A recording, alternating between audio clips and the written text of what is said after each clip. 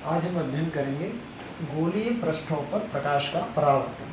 प्यारे बच्चों, जो गोलीय पृष्ठ है उनके बारे में हमने पिछले वीडियो में बताया था आपको। ये दो प्रकार के दर्पण होते हैं, उत्तल दर्पण और अवतल दर्पण। इन दोनों ही दर्पणों में प्रकाश का परावर्तन किस प्रकार से होता है, इसका अध्ययन करेंगे। और इसका अध्ययन करने से पूर्व ये जानना आवश्यक है कि ये दर्पण में किस प्रकार के हैं और इनके कौन कौन से भाग होते हैं। तो आइए पहले देखते हैं कि दर्पणों के कौन कौन से भाग होते हैं।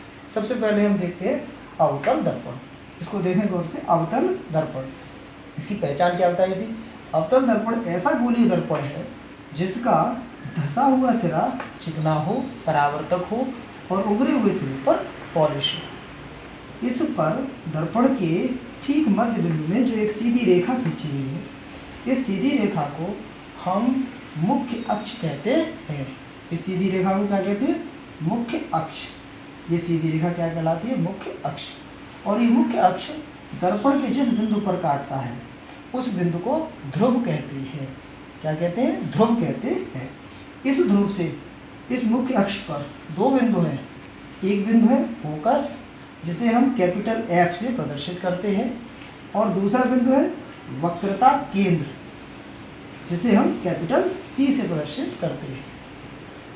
इसी प्रकार उत्तल दर्पण में आते हैं। उत्तल दर्पण वह दर्पण है, ये दर्पण कौन सा है? उत्तल दर्पण। उत्तल दर्पण, इस दर्पण की विशेषता क्या है? जिसके धसे हुए सिरे पर पॉलिश हो, अंदर पॉलिश है, और उभरा हुआ सिरा परावर्तक हो अर्थात चिकना तल हो, उत्तल दर्पण कहलाता है। उत्तल मीन्स उठा हुआ तल। इसमें हम इसके बिंदुओं को पहचाने। इसमें भी जो सीधी रेखा है मध्य से, ये क्या कहलाएगी? मुख्य अक्ष। और जहाँ पर ये मुख्य अक्ष इस दर्पण को काट रहा है मध्य में, उसे कहते हैं ध्रुव, और इसे हम कैपिटल P से प्रदर्शित करते हैं। कैपिटल P से इस मुख्य अक्ष पर ही, इस ध्रुव से आगे फोकस और उसके आगे वक्रता केंद्र C होता है। ये बातों के साथ और हम आगे समझ लें कि ध्रुव और वक्रता केंद्र के बीच की दूरी, कहाँ से? ध्रुव और वक्रता केंद्र के बीच की दूरी को हम R अर्थात वक्रता त्रिज्या कहते हैं। क्या कहते हैं? वक्रता त्रिज्या। अवतल दर्पण में देखें तो क्या बन जाएगी? वक्रता त्रिज्या R। यहाँ से लेके वक्रता केंद्र तक की दूरी वक्रता त्रिज्या। और ऐसे ही फोकस से ध्रुव तक की जो दूरी है वो कहलाती है फोकस दूरी। क्या कहलाती है? फोकस दूरी। और इसे हम प्रदर्शित करते हैं स्मॉल f से। कैसे? स्मॉल f से। यहाँ भी देखें स्मॉल f, यानी ये फोकस दूरी कहाँ से कहाँ तक? ध्रुव से। कहाँ से? ध्रुव से। कहाँ तक? फोकस बिंदु तक। फोकस बिंदु तक की दूरी को फोकस दूरी कहते हैं। फोकस दूरी कहाँ से? ध्रुव से फोकस तक की दूरी को, तक की दूरी को फोकस दूरी कहते हैं। और दूसरा बता वक्रता त्रिज्या। वक्रता त्रिज्या दूसरा पॉइंट था। ये क्या होती है कि वक्रता केंद्र से, वक्रता केंद्र से ध्रुव तक की दूरी, ध्रुव तक की दूरी को वक्रता त्रिज्या, वक्रता त्रिज्या कहते हैं। इसे R से प्रदर्शित करते हैं। कैसे प्रदर्शित करते हैं? स्मॉल r से। अब हमें ये समझना है ये है क्या, गोली दर्पण बनते कैसे। आइए इसको बात को समझते हैं। अगर हम एक खोखला कांच का ट्यूब लें, कैसी? खोखली कांच की ट्यूब जो गोल है, और जब ये खोखली गोल है तो इसके अंदर का जो गोलाई है उसको अगर आप देखें बीच में केंद्र होगा, और केंद्र से इधर की दूरी होगी और एक इधर की दूरी होगी। केंद्र से अगर इस ट्यूब को हम बीच से काट दें, बीच से काट दें तो इसके दो हिस्से बन गए। एक इधर का हिस्सा बन गया, ये निकाल के काट के हमने देखिए अलग कर दिया, ये और ये इधर अलग से समझ लेते हैं। ये काट के मैंने बीच से काट के अलग कर दिया। अब इसको समझेंगे, ये जो हिस्सा है यही काट के अलग किया। इस हिस्से का ये जो बिंदु था, ये बिंदु क्या कहलाएगा? वक्रता केंद्र। क्या कहलाएगा? वक्रता केंद्र।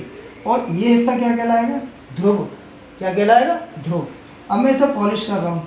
अगर मैंने इसके बाहरी तल पर पॉलिश कर दिया, क्या किया? बाहरी तल पर पॉलिश कर दिया, तो ये मेरा जो दर्पण बन गया, कौन सा? अवतल दर्पण, जिसमें ये क्या बन गया? उसका वक्रता केंद्र, और ये क्या है? ध्रुव। ये क्या है? ध्रुव P। अब ध्रुव और वक्रता केंद्र के ठीक मध्य में, कहाँ? ठीक मध्य में, समझना इसको। ध्रुव और वक्रता केंद्र C के ठीक मध्य में फोकस स्थित होता है। क्या स्थित होता है? फोकस। कहाँ स्थित होता है? ध्रुव और वक्रता केंद्र के ठीक मध्य में। अर्थात अगर मैं ये कहूँ कि वक्रता त्रिज्या मेरी क्या है? ये वक्रता त्रिज्या